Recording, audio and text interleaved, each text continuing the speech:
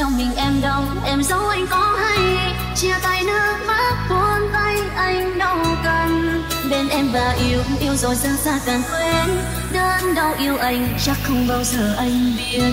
Tôi ai muốn làm gì